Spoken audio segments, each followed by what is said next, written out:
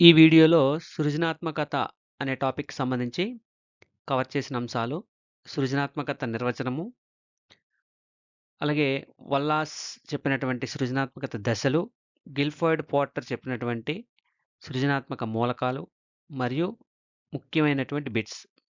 ఈ బిట్స్‌లోనే మాక్సిమం ఈ టాపిక్ అంతా కవర్ అయ్యేలా ప్రాక్టీస్ చేసేటట్టు ఈ బిట్స్ చేసేసరికి ఆ టాపిక్ మీద కంప్లీట్ అవగాహన వచ్చేలాగా ఈ వీడియో తయారు చేయబడింది.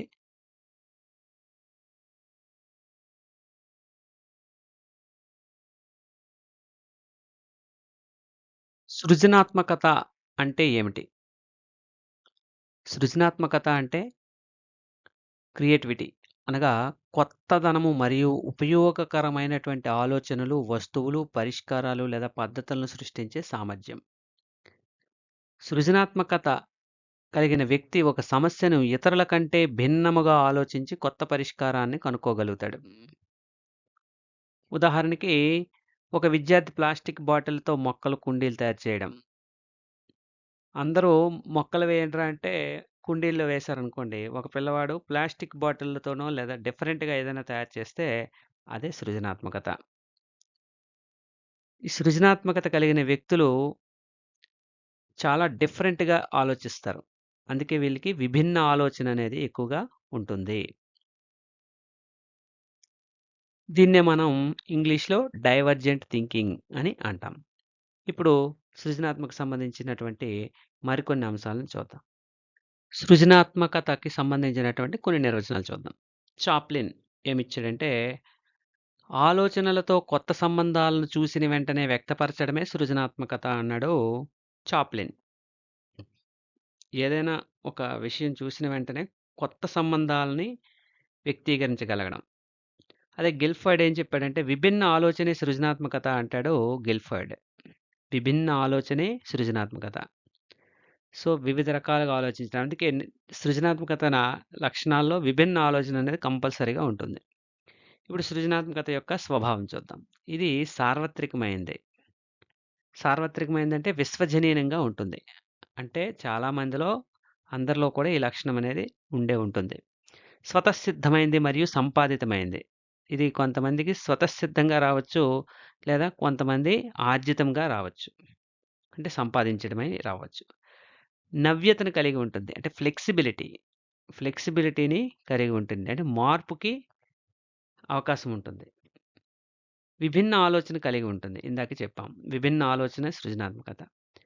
ప్రక్రియ మరియు ఉత్పత్తి. ప్రాసెస్ జరుగుతుంది. అవుట్‌పుట్ కూడా, ఉత్పత్తి కూడా వస్తుంది. చివరికి ఫైనల్‌గా రిజల్ట్ కూడా వస్తుంది. ఇవి ఈ లక్షణాల్ని కలిగి ఉంటుంది సృజనాత్మకత. నెక్స్ట్ గిల్ఫర్డ్ చెప్పినటువంటి నిర్వచనం చూసుకుంటే, creativity is a divergent thinking. ఇందాకే మనం చెప్పాం. ఒక సమస్యకు అనేక విభిన్న పరిష్కారాలు ఆలోచించే సామర్థ్యమే సృజనాత్మకత. విభిన్న ఆలోచనే సృజనాత్మకత. ఆల్రెడీ చెప్పేసాం ఇది. Torrance. Creativity is the process of becoming sensitive to problems and finding new solutions. అంటే సమస్యలను గుర్తించి వాటికి కొత్త పరిష్కారాలను కనుగొనే ప్రక్రియే సృజనాత్మకత. Creativity is the process of becoming sensitive to problem and finding new solutions. ఇక్కడ టారెన్స్ అంటే కొత్త సొల్యూషన్లు కనుక్కోవడమే సృజనాత్మకత అని ఇతని డెఫినేషన్. నెక్స్ట్ సృజనాత్మకత లక్షణాలు. కొత్త ఆలోచనలు చేస్తుంది. సృజనాత్మకత ఎప్పుడూ కూడా కొత్త ఆలోచనలతోటే వస్తది. ఒకసారి చేసిన పని రెండోసారి చేయడానికి వీళ్ళు ఇష్టపడరు. ఈ సృజనాత్మకత కలిగిన వ్యక్తులు ఒకసారి చేసిన పని, ఒకసారి చేసిన ఆలోచన రెండోసారి మళ్ళీ అదే చేయాలని ఆలోచించరు. కొత్తగా చేయాలని ఆలోచిస్తారు. సమస్యలకు కొత్త పరిష్కారాలు చూపిస్తారు. వీళ్ళకి ఊహాశక్తి చాలా ఎక్కువగా ఉంటుంది. స్వతంత్ర ఆలోచన. ఒకళ్ళ మీద ఆధారపడి ఎప్పుడూ ఉండరిళ్ళు. స్వతంత్రంగా ఆలోచించడానికి ప్రయత్నిస్తారు. ఆసక్తి ఎక్కువగా ఉంటుంది. పరిశోధనా దృక్పథం ఎక్కువగా ఉంటుంది. ప్రమాదాలను స్వీకరించే ధైర్యం ఉంటుంది. ఏమైతే ఏమవుతుందిలే అనే ఒక ధైర్యం అనేది వీళ్ళలో ఉంటుంది. ఎప్పుడూ తెలుసుకోవాలనే ఒక జిజ్ఞాస అనేది వీళ్ళలో, కొత్తదనం తెలుసుకోవాలనే జిజ్ఞాస అనేది వీళ్ళలో నిరంతరం ఉంటుంది. ఇది సృజనాత్మకత కలిగిన వ్యక్తుల తాలూకా లక్షణాలు. Next Wallas. వల్లాస్ అనే ఆయన తన 'ఆర్ట్ ఆఫ్ థాట్' అనే గ్రంథంలో సృజనాత్మక ప్రక్రియకి సంబంధించిన దశలను వివరించాడు. ఇవి చాలా చాలా ఇంపార్టెంట్. డైరెక్ట్ క్వెషన్స్ ఇందులో వస్తున్నాయి. మీకు లాస్ట్‌లో క్వెషన్ అండ్ ఆన్సర్స్‌లో కూడా వీటి మీద డిఫరెంట్ టైప్‌లో ఎలా క్వెషన్స్ అడుగుతారనేది చూపించడం జరిగింది. ప్రిపరేషన్ ఇందులో సన్నాహక దశ అంటాం. రెండోది ఇందులో దశలు 4. ఒకటోది ప్రిపరేషన్, రెండోది ఇంక్యుబేషన్ పరిపక్వత దశ లేదా గుప్త దశ లేదా భావనోద్భవ దశ లేదా పొదుగు దశ అని ఇన్ని రకాల పేర్లున్నాయి దీనికి. ఇల్యూమినేషన్ ప్రకాశ దశ లేదా అంతర్దృష్టి దశ, అంతరీక్షణ దశ మనకి ఎందులో వస్తుంది? ఫ్రాయిడ్ దీంట్లో వస్తుంది. అంతర్దృష్టి దశ. అలాగే వెరిఫికేషన్ ధృవీకరణ దశ, ప్రూఫ్ చేసుకోవడం, ప్రూఫ్. జడ్జిమెంట్ చివరికి జడ్జ్ చేయడం, వెరిఫికేషన్ చేసి ఫైనల్‌గా దాన్ని అవుట్‌పుట్ తీసుకురావడం. ఇవి వల్లాస్‌లో ఉన్నటువంటి సృజనాత్మక దశలు. Preparation, incubation, illumination, verification. PIIV. PIIV ఇలా ఇంకోలా గుర్తుపెట్టుకోవచ్చు. Pin illumination verification, pin ill verification అనేలా కూడా గుర్తుపెట్టుకోవచ్చు. తెలుగులో అయితే సన్నాహక దశ, పరిపక్వత దశ, ప్రకాశ దశ, ధృవీకరణ దశ.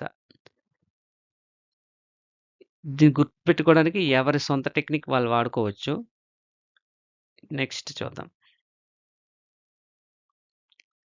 ప్రిపరేషన్ సన్నాహక దశలో సమస్యని గురించి సమాచారం సేకరించడం. సన్నాహక దశలో ఏం జరుగుతది? ఒక కొత్తదనాన్ని కనుక్కోవాలి. కొత్త విషయాన్ని కనుక్కోవడం కోసం ఆ విషయాలకు సంబంధించి, ఆ అంశానికి సంబంధించిన లేదా ఆ వస్తువులకు సంబంధించిన సమాచారాన్ని సేకరించుకొని ఒక దగ్గర పెట్టుకోవడం. ఇదే సన్నాహం. ప్రిపరేషన్ మనకి హెర్బర్ట్ సోపానాల్లో కూడా ఫస్ట్‌ది ప్రిపరేషన్ అని వస్తుంది కదా! ప్రిపరేషన్, ప్రెజెంటేషన్ అలాగా. ఇక్కడ ప్రిపరేషన్ అంటే సమస్యను గురించి సంబంధించిన అంశాలను సేకరించడం. సేకరించిన సమాచారాన్ని స్మృతికి తెచ్చుకున్న ఆలోచనలు తనకు ప్రిపోర్షన్ స్టేజ్ అనుకూలమైన రీతిలో సమీకరించుకొని నూతన సృష్టికి పూనుకుంటారు. ఇది వస్తు విషయ సేకరణ దశ. ఈ దశలో మన దగ్గర ఉన్నటువంటి ఆల్రెడీ బ్రెయిన్‌లో ఉన్నటువంటి ఆలోచనలు, స్మృతిలో ఉన్నటువంటి ధారణలో ఉన్నటువంటి ఆలోచనలు స్మృతిలోకి తెచ్చుకోవడం, వాటికి సంబంధించిన ప్రిపోర్షన్ స్టేజ్ అనుకూలమైన రీతిలో సమీకరించుకోవడం, తర్వాత నూతన సృష్టికి తయారవ్వడం. ఇది ఇప్పుడు ఉదాహరణకి సైన్స్ ప్రాజెక్ట్ కోసం పుస్తకాలు చదవడం. ఇది ఒక ప్రాజెక్ట్ అనేది చేయాలని టీచర్ చెప్పారు.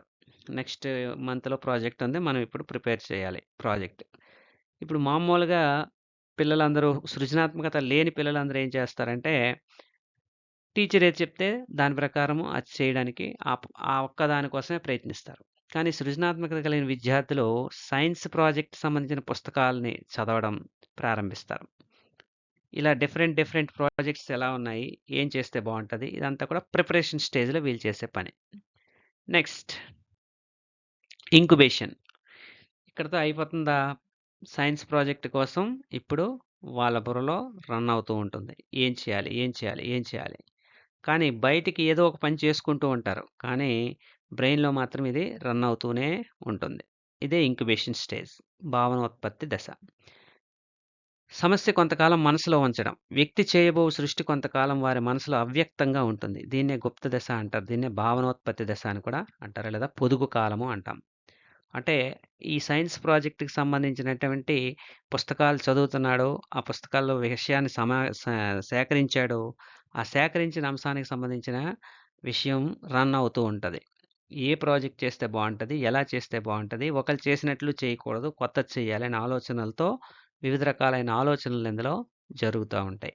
ఇది incubation stage. Next illumination stage. అంతర్దృష్టి దశ. Insight thought. ఒక్కసారిగా హఠాత్తుగా ఒక కొత్త ఆలోచన వస్తది. అనుకోకుండా నిద్రలోంచి లెగుస్తాడు. వెంటనే ఈ పని చేస్తానని ఒక పేపర్‌లో రాసుకుంటారు. లేదంటే ఏదో పని చేస్తుండగా తటాల్న ఐడియా వస్తది. వెంటనే దానికి సంబంధించి ప్రిపరేషన్ అనేది మొదలుపెడతాడు. ఇక్కడ ఆహా! అనే మూమెంట్ నేను కనుగొన్నాను అనే ఒక స్ఫూర్తి అనేది బ్రెయిన్‌లో కలుగుతది. దీన్ని ఇల్యుమినేషన్ స్టేజ్ అని అంటాం. సైన్స్ ప్రాజెక్ట్ కోసము ఇప్పుడు ఏదైతే సమాచారం సేకరించాడో, సమాచారం సేకరించింది సీపీయూలో ప్రాసెస్ అవుతది. ప్రాసెస్ అయిన తర్వాత సడెన్‌గా అవుట్‌పుట్ కోసం రెడీ అవుతది. ఆ అవుట్‌పుట్ కోసం రెడీ అయ్యే ఆలోచనే అంతర్దృష్టి దశ. బయటికి సడెన్‌గా అదొస్తది. నెక్స్ట్ వెరిఫికేషన్ స్టేజ్ ఫైనల్‌గా సమస్యకు కొత్త పరిష్కారం లభించే దశ. వ్యక్తి తన సమస్య పరిష్కార మార్గాన్ని ఊహలతో సరిపోల్చుకుంటాడో నూతన వస్తువు తయారు చేయడానికి ప్రారంభం చేస్తాడు. ఇప్పుడు ఆ సైన్స్ ప్రాజెక్ట్ కోసం ఏదైతే తనకు తటాలన వచ్చిన ఐడియా ఉందో, దానికి సంబంధించినటువంటి దగ్గరలో ఉండేటటువంటి వస్తువులన్నిటిని రెడీ చేసుకొని, వెంటనే ఆ సమస్య పరిష్కారం అనేది చేసి, తను ఏదైతే బ్రెయిన్‌లో ఊహించుకున్నాడో, వాటితో ఈ ప్రాజెక్ట్ తయారు చేయడం, కొత్త వస్తువుని ఆవిష్కరించడం, లేదా కొత్త నిరూపణ చేయడం జరుగుతుంది. ఇది వెరిఫికేషన్ స్టేజ్. ఇది వల్లాస్ చెప్పినటువంటి 4 దశలు. నెక్స్ట్ సృజనాత్మకత మాపనం.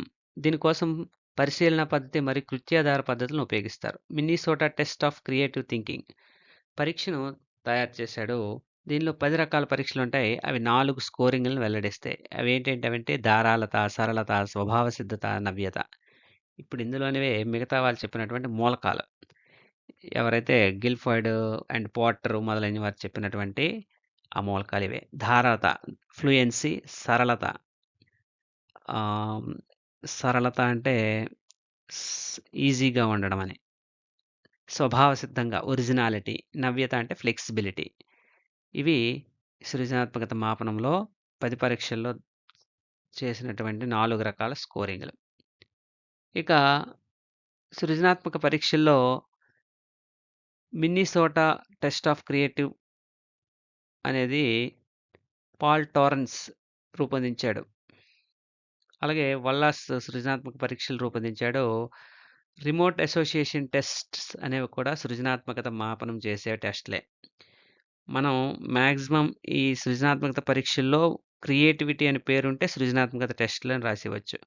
ఒక్క రిమోట్ అసోసియేషన్ టెస్ట్‌లోనే ఆ పేరు రాదు. Remote association test. మిగతాన్నిటిలో సృజనాత్మకత అని పేరు అనేది కనిపిస్తా ఉంటది. క్రియేటివిటీ టెస్ట్ అని వస్తది. క్రియేటివిటీ టెస్ట్ అని వచ్చిందంటే అది సృజనాత్మక పరీక్ష.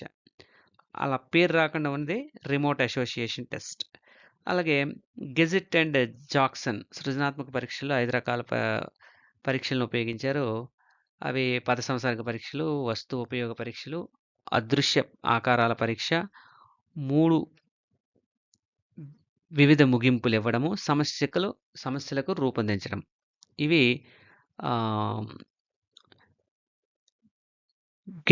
గెట్జెల్ అండ్ జాక్సన్ సృజనాత్మక పరీక్షల్లో 5 రకాల పరీక్షలనమాట. నెక్స్ట్ వచ్చాక గిల్ఫర్డ్ ప్రకారం సృజనాత్మకత మూలకాలు 5 అని తెలియజేశాడు. గిల్ఫర్డ్ ప్రకారం సృజనాత్మక మూలకాలు ఏమంటే, ఇది ఒకటోది ధారాళత, ఫ్లూయెన్సీ, నమ్యత, ఫ్లెక్సిబిలిటీ, సహజత్వం, ఒరిజినాలిటీ, పునర్నిర్వచనం, రీడెఫినిషన్ ఇవ్వడం, పునఃసంబంధాలను వ్యక్తపరచడం, సమస్యల పట్ల సున్నితత్వం, సమస్యలకు అతి త్వరగా స్పందించడం. ఇక్కడ త్వరగా స్పందించడము, ధారాళత ఒకటే. ఇక్కడ పునఃనిర్వచనం అనేది మాత్రం రీడెఫినిషన్ అంటే ఎలాబరేట్ చేయడం. ఎలాబరేషన్ కింద వస్తది. యాక్చువల్‌గా మనకి ఎస్&ఎస్‌లో ఇందులో 5 అని ఇచ్చాడు. కానీ 4 కనిపిస్తాయి. ఎందుకంటే ఈ సమస్యల పట్ల సున్నితత్వం అనేది సమస్యలు అతి త్వరగా స్పందించడమే ధారాళత, ఫ్లూయెన్సీ. సో, ఈ 4 దశలే మనకి కనిపిస్తాయి. నెక్స్ట్ పోర్టర్ ప్రకారం సృజనాత్మకత మూలకాలు. ధారాళత అంటే ఫ్లూయెన్సీ. మళ్ళీ అదే ఉంటది. నమ్యత, ఫ్లెక్సిబిలిటీ, వాస్తవికత లేదా సహజత్వం, ఒరిజినాలిటీ సేమ్. ఇక్కడ అవగాహన లేదా అవేర్‌నెస్ లేదా అండర్‌స్టాండింగ్ అవగాహన అనేది ఉంటది. మోటివేషన్ ప్రేరణ. ఇది పోర్టర్ ప్రకారము 5 రకాల సృజనాత్మకత మూలకాలు. ధారాళత అంటే నూతన సృష్టితో ముడిపడి ఉన్న ఆలోచనలు వ్యక్తికి పుంఖానుపుంఖలుగా రావడమే ధారాళత. భావ వ్యక్తీకరణ సామర్థ్యం అతి వేగముగా జరగడం. చాలా వేగంగా స్పీడ్‌గా రావడం ఆలోచనలు. దాన్నే ధారాళత అని అంటాం. వ్యక్తికి వచ్చే ఈ ఆలోచనలన్నీయు చాలా సహజంగా, సరళంగా ఉండడమే నమ్యత, ఫ్లెక్సిబిలిటీ. సహజంగా, నేచురల్‌గా, మార్పుకి అనుగుణంగా ఉండేటటువంటివే నమ్యత. సహజత్వం నూతన సృష్టికి అవసరమైన ఆలోచనలు చాలా సహజంగా, వాస్తవంగా ఉండడం. వాస్తవికతకు లేదా సహజత్వానికి, ఒరిజినాలిటీకి దగ్గరగా ఉండడం. ఇవి వాస్తవికత. అవగాహన అనేక ఆలోచనల మధ్య అసలైన ఆలోచనను అర్థం చేసుకొని వాటికి అతీతంగా కూడా ఆలోచించగలగడం అవగాహన. అంటే ఎప్పుడైతే మనకు కాన్సెప్ట్ కంప్లీట్‌గా అర్థమవుతుందో దాన్ని ఇంకా డిఫరెంట్ వేస్‌లో మనం దాన్ని అప్లికేషన్ చేయొచ్చు. అదే అవగాహన. పోర్టర్ చెప్పింది. ఇక ప్రేరణ. నూతన సృష్టి చేయాలనే బలమైన అంతర్గత ప్రవృత్తి. నూతన ఆలోచన ప్రేరేపించే అంతర్గత ప్రవృత్తి లేదా ప్రేరణ. ఇదే ఈ పోర్టర్ చెప్పినటువంటి సృజనాత్మకత మూలకాలు. ఇప్పుడు సృజనాత్మకత సంబంధించినటువంటి ముఖ్యమైన బిట్లని, ఈ బిట్లు ప్రాక్టీస్ చేయడం ద్వారా మనకి ఆన్సర్స్ టాపిక్ అంతా ఈజీగా వస్తుంది. సృజనాత్మకత ఉన్న వ్యక్తులు సాధారణంగా ఏ రకమైన ఆలోచనని కలిగి ఉంటారు? సృజనాత్మకత కలిగి ఉండే వ్యక్తులు ఎప్పుడూ కూడా విభిన్న ఆలోచననే కలిగి ఉంటారు. ఇంకా ఇందులో ఏదున్నా సరే మనం ఏది ఆలోచించకుండా విభిన్న ఆలోచన అని పెట్టివచ్చు. అభిసరణ ఆలోచన కన్వర్జెంట్ కాదు. కాంక్రీట్ మూర్త ఆలోచన కాదు. నాన్ డైరెక్టివ్ థింకింగ్ ఇవేవి కావు. సో, విభిన్న ఆలోచన ఈస్ ద రైట్ ఆన్సర్. సృజనాత్మకత కలిగిన వ్యక్తులు విభిన్న ఆలోచన కలిగి ఉంటారు. ఇంగ్లీష్ మీడియం అయితే divergent thinking. Next Graham Wallas ప్రకారం సృజనాత్మకత ప్రక్రియలో రెండవ దశ ఏది? వల్లాస్ చెప్పినటువంటి 4 దశలు మనకు గుర్తుంటే అవి చెప్పేయవచ్చు. సన్నాహక దశ, రెండోది గుప్త దశ లేదా భావనోద్భవ దశ, మూడోది ప్రకాశ దశ, నాలుగోది నిరూపణ దశ. ఈ ఆర్డర్ తెలిస్తే మనం ఆన్సర్ చేసేయవచ్చు. సో, ముందు ప్రిపరేషన్ తర్వాత అది ఇంక్యుబేషన్, తర్వాత ఇల్యూమినేషన్, ఫైనల్లీ వెరిఫికేషన్. ఇలా గుర్తుపెట్టుకోవచ్చు. ఇప్పుడు ఈ వల్లాస్ దశల్ని గుర్తుపెట్టుకోవడానికి ఒక చిన్న ఎగ్జాంపుల్ ద్వారా మనం చెప్పుకోవచ్చు. ఉదాహరణకి ఒకతను కూర వండాలనుకున్నాడు. Curry prepare చేయాలనుకున్నాడు. అది ఎలాగా? క్రియేటివ్‌గా. ఇప్పుడు ఫస్ట్ ఏం చేస్తాడు? ఏ కూర వండాలో ప్రిపరేషన్ చేస్తాడు. అంటే ముందు కూరకు కావాల్సిన సామాన్లన్నీ కూడా సేకరించుకుంటాడు. ఇప్పుడు ప్రిపరేషన్ స్టేజ్ ఏంటి? ఉల్లిపాయలు, దానికి అవసరమైనటువంటి మినిమమ్ అవసరమైనటువంటివన్నీ ఒక దగ్గర పెట్టుకోవడం ప్రిపరేషన్. సో, ఇప్పుడు ఈ ప్రిపరేషన్ తర్వాత వెరైటీగా వండాలి కాబట్టి, అప్పుడే వెంటనే పొయ్యి మీద పెట్టడు కాబట్టి, దాన్ని ఒక 5 నిమిషాలు, 10 నిమిషాలు వెయిట్ చేస్తాడు. అంటే ఈ పొయ్యి మీద పెట్టడానికి, ప్రిపేర్ చేయడానికి మధ్యలో కొంత గ్యాప్ ఉంటుంది. అదే భావనోద్భవ దశ. ఈ దశలో ఏ కూరైతే వెరైటీగా వండుతది, ఇంతవరకు ఎవరు వండకూడదు, తర్వాత ఎవరు వండకూడదు అనే రకంగా వండాలి అని ఆలోచిస్తున్నాడు. సో, అందుకోసం దాని మీద తీవ్రంగా ఆలోచన చేసి ఏం చేయాలా? ఏం చేయాలా? అని ఆలోచిస్తూ సడెన్‌గా ఒక థాటొచ్చింది. వంకాయని గుడ్లులాగా మార్చేస్తే ఎవరు కనిపెట్టలేనంతగా మార్చి దాన్ని డిఫరెంట్‌గా వండాలని ప్రయత్నం చేస్తాడు అనుకుందాం. అప్పుడు ఆ థాట్ ఏదైతే వచ్చిందో అది ఎలిమినేషన్ స్టేజ్. ఇప్పుడు ఆ వంకాయ కూరకి ఇంతవరకు ప్రిపేర్ చేసినటువంటి వస్తువులన్నిటిని కొత్తగా వచ్చినటువంటి దాన్ని కలిపి కూర తయారు చేసి ఫైనల్‌గా నిరూపణ దశకొస్తాడు. ఇది కూరగా బావుంటుందా? బాగోదా? అప్పుడు వెరిఫికేషన్ చేసిన తర్వాత బయట పెడతాడు. ఇది నేను కొత్తగా వండిన కూర అని. సో, జస్ట్ ఒక ఎగ్జాంపుల్ మనం గుర్తుపెట్టుకోవడానికి ఈ దశల్ని చిన్నది తయారు చేశాను అంతే కథలాగా. నెక్స్ట్ వల్లాస్ ప్రకారం సృజనాత్మక ప్రక్రియలో 4వ దశ ఏది? The fourth stage of creativity according to Wallas ఈజ్ ఇప్పుడే చెప్పుకున్నాం లాస్ట్ స్టేజ్ వెరిఫికేషన్. నెక్స్ట్ సృజనాత్మక ప్రక్రియలో సమస్యకు అకస్మాత్తుగా పరిష్కారం లభించే దశ ఏది? Which is the stage in the creative process where a solution to a problem is found suddenly. సడన్‌గా ఆలోచన వచ్చింది. Insight learning. వెంటనే మనం అది గుర్తొచ్చేయాలి. అదే గెస్టాల్ట్ వాదులది. Illumination. Preparation, verification, illumination, latent stage. So answer is elimination. Next Graham Wallas మరియు రిచర్డ్ స్మిత్ ప్రకారం సృజనాత్మక ప్రక్రియలో చివరి దశ ఏది? వల్లాస్ చెప్పిన దాంట్లో చివరి దశ వెరిఫికేషన్. ఇందాకే మళ్ళీ రిపీటెడ్ క్వశ్చన్. గిల్ఫర్డ్ ప్రకారం క్రింది వాటిలో సృజనాత్మక వ్యక్తుల లక్షణం కానిది ఏది? సృజనాత్మక లక్షణం కానిది ఇందులో గిల్ఫర్డ్ చెప్పినటువంటి 4 మనకి 5 గుర్తుండాలి. అదే 4 యాక్చువల్లీ. ఫ్లూయెన్సీ ధారాళత, ఒరిజినాలిటీ సహజత్వము, ఫ్లెక్సిబిలిటీ అనేది ఉంటది. ఫ్లెక్సిబిలిటీకి ఆపోజిట్ రిజిడిటీ. సో, ఫ్లెక్సిబిలిటీ అంటే అదృఢత్వము, సరిగా ఉండకపోవడం. ఫ్లెక్సిబుల్ దీనికి ఆపోజిట్ రిజిడిటీ. సో, గిల్ఫర్డ్ చెప్పిన దాంట్లో ఫ్లెక్సిబిలిటీ ఉంది. దాని ఆపోజిట్ అయినటువంటి రిజిడిటీయే దాని ఆన్సర్ అవుతది. రీడెఫినిషన్ పునర్నిర్వచనం ఇది కూడా ఉంది. సో, గిల్ఫర్డ్ చెప్పినటువంటి సృజనాత్మక వ్యక్తుల లక్షణం కానిదేది అంటే రిజిడిటీ. నెక్స్ట్ గిల్ఫర్డ్ యొక్క సృజనాత్మకత ఆలోచనలో ప్రధానంగా పేర్కొన్న అంశాలు సమూహం ఏది? సో, ఇక్కడ పదాలకు ఇంగ్లీష్ మీడియంలో ఉన్నాయి కాబట్టి తెలుగు మీడియంలో అర్థాల కోసం మనం ఇచ్చాము. ఫ్లూయెన్సీ, ఫ్లెక్సిబిలిటీ, ఒరిజినాలిటీ, ఎలాబరేషన్ ఈ 4 కూడా గిల్ఫర్డ్ చెప్పిన దాంట్లోనే ఉన్నాయి. సో, ఆన్సర్ ఈస్ ఏ. ఇవేవి కాదు. Memory, attention, motivation, intelligence, perception, memory, learning, motivation, accuracy, speed, memory, reasoning ఇవేవి కావు. సో, మనం టాపిక్ చదివితే ఆన్సర్ కరెక్ట్‌గా చేయగలుగుతాం. కానివేవో తెలిసిపోతది. టాపిక్ చదివిన వాళ్ళకి మాత్రమే కానివి తెలుస్తాయి. చదవకపోతే ఏదో ఒకటి పెట్టేస్తాం. ఒక విద్యార్థి ఒక సమస్యను అనేక సమాధానాలను ఇవ్వగలుగుతున్నాడు. ఇది ఏ సృజనాత్మకత అంశాన్ని సూచిస్తుంది? ఇక్కడ ఒక సమస్యకు అనేక సమాధానాలు ఇవ్వగలుగుతున్నాడు అంటే దాని అర్థం ఏంటి? ఆలోచించండి. అందుకే ఇది యెల్లో కలర్‌లో పెట్టా. దీంట్లోనే సమాధానం ఉంది. అనేక సమస్యలకు సమాధానాలిస్తున్నాడు. అంటే ఎలాబరేషనా? ఎవాల్యూషనా? ఫ్లూయెన్సీయా? ఒరిజినాలిటీయా? సో, ఆన్సర్ ఈస్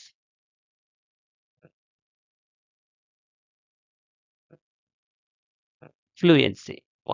అనేక సమాధానాలిస్తున్నాడు. వరుసగా చాలా ఇవ్వగలుగుతున్నాడంటే ఫ్లూయెన్సీ ధారాళత అని అర్థం.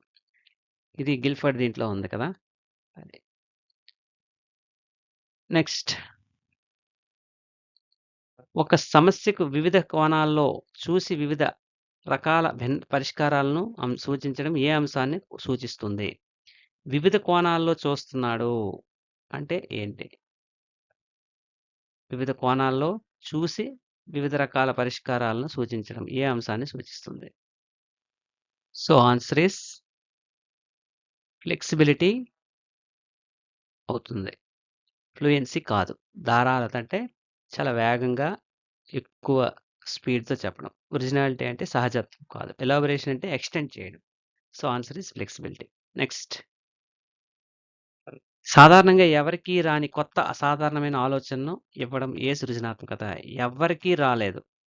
కొంతమందికే ఉంటుందది. అదే క్రియేటివిటీ. సో, కొంతమందికే ఉండడం అంటే సహజత్వం. వాళ్ళకి మాత్రమే అది సొంతం. మరి ఇంకెవ్వరు అది చేయలేరు.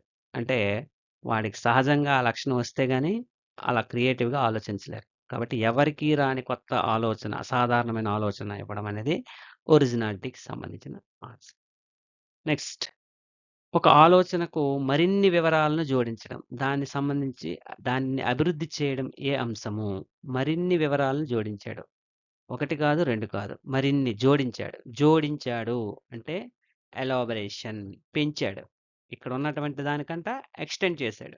సో, మరిన్ని వివరాలు జోడించాడంటే ఆన్సర్ ఈస్ ఎలాబరేషన్. ఇక్కడ ఉన్నటువంటి యెల్లో కలర్ దానిలోనే ఆన్సర్ ఉంది. మనం కరెక్ట్‌గా చదువుకుంటే ఆన్సర్ చేయొచ్చు. గిల్ఫర్డ్ సృజనాత్మకతను ప్రధానంగా ఏ రకమైన ఆలోచనతో అనుసంధానించాడు? సృజనాత్మకత అనగానే మనకు వచ్చేయాలి డైవర్జెంట్ థింకింగ్. సో, విభిన్న ఆలోచన. ఇందులో తిరగలేదు. Preparation, incubation, illumination, verification. These are the process Graham Wallas ప్రతిపాదించిన దశలు. So, answer is A. మిగతా ఏవి కాదు. దీని ఆర్డర్ అడిగాడు ఇక్కడ. ఫస్ట్ ప్రిపరేషన్, రెండోది ఇంక్యుబేషన్, ఇల్యుమినేషన్, వెరిఫికేషన్. దీనికి పింక్